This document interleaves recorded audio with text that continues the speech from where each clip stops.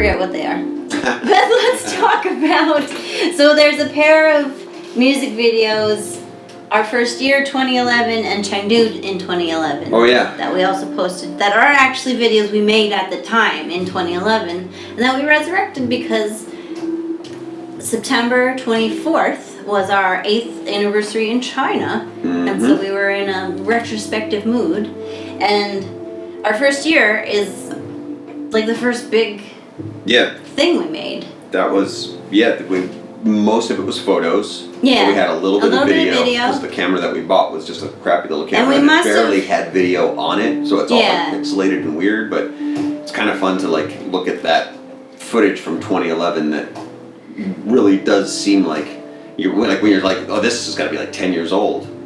Oh, it is almost. Yeah, but the reason it looks so old is not because it's aged, because it's 4K. digital, but it just wasn't that good quality to start with. But it's a fun little video, and I think we had just got a Mac, so I think we didn't have Final Cut and Logic. We had whatever are the free programs that it was like I think I put together the music with a little bit was recorded. Some of it was like live stuff from. A lot of it was like live voices, which I really love. And then there was a little bit of instrumentation that I put in there, percussion and stuff, and then a couple of like samples from GarageBand or something. Yeah, and you were like, we gotta buy samples, and I'm like, we have all these samples in GarageBand, and then you were like, no, because these are the free samples that everybody uses, and like since then, I still hear some of those things in like TV shows or that was music that people have made. Like it's not just like samples of like of a sound.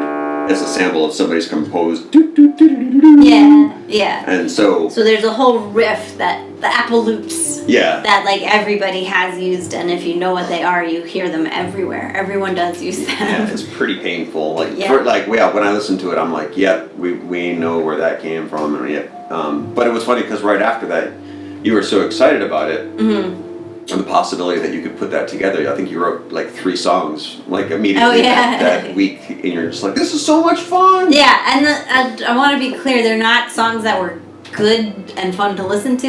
It was fun to make because it was more like playing with Play-Doh, and the loops are such that, much like my reasons for picking up the ukulele, any way you strum it, it sounds good. So like, it feels like accomplishment even though it's not. Well, it's a lot of what like the real base of like what modern DJ stuff is. Like, you basically have sounds that you're floating in from different areas. But you made a song that was a real song. I made songs that were playing around, and you made a real song. Well, a lot of that was because I actually took like field recordings and things from outside, and that's where we need samples. We don't need recordings of other people's work. We need the actual sound. So I went out and I made sounds out of the people building bridges and our children screaming.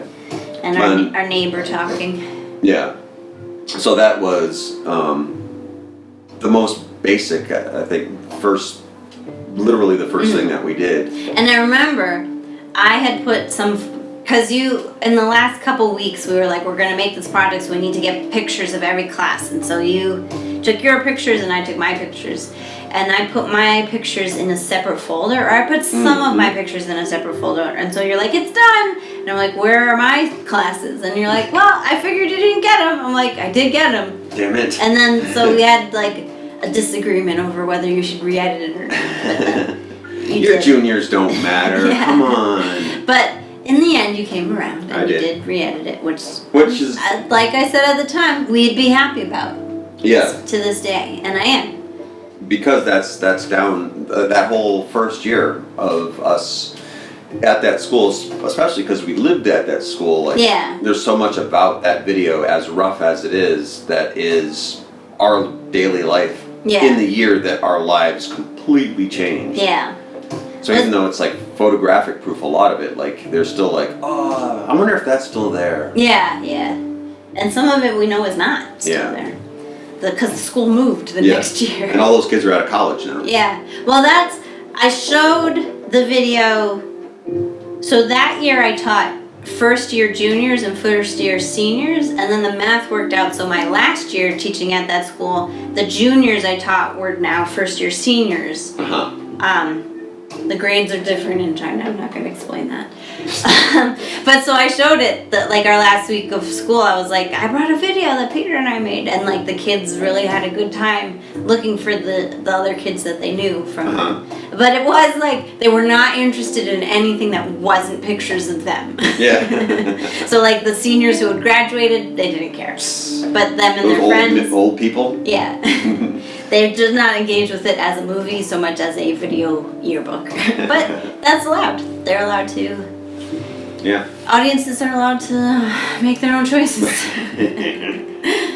Watch what I want you to watch. Yeah. Much like the second video, Chengdu, was was that in 2012? No, that was also 2011. 2011 still. Yeah. And that was all. There was no video in that one. That was all pictures. Yeah. So it's just another second attempt. And that as a composition, you were much more of just like. Yeah, there was like there's actually like guitar and stuff, but there are a few samples in there that were taken right out of French horn. Yeah, out of the. We don't have a French horn.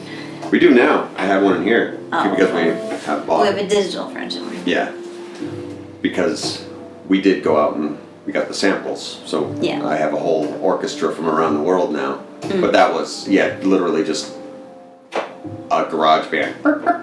Yeah. And it's called Airship because at the time. Oh yeah. Yeah, this is how we know it's 2011 because my passport got stolen and I had to go to Chengdu a couple times to replace it because that's where the American embassy is. And it's an annoying process, but it's actually not the most annoying thing we've ever done. We thought at the times, especially like when we looked down at dinner and your purse was gone. Yeah. And we're like, oh no, this is... And right off the bat, too, we'd just gotten here. So... Well, it was at the end of the school year. But... The one thing you're not supposed to do. Yeah. The most important... This is going to ruin your life. What have we done? This is the worst thing that could possibly happen to us. So we were expecting, like, we're going to have to go back to America. We're going to have to live at the police station. Turned out to be a nice little weekend. Yeah.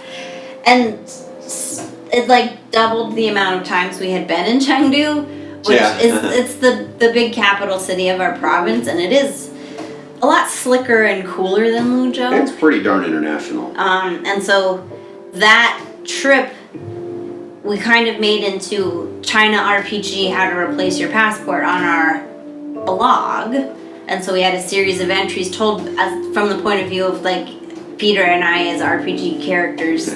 And so this trip to Chengdu, we felt that we had gotten so much better at getting around Chengdu and getting around going from Luzhou to Chengdu.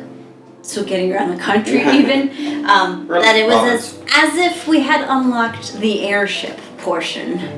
And so that's why it's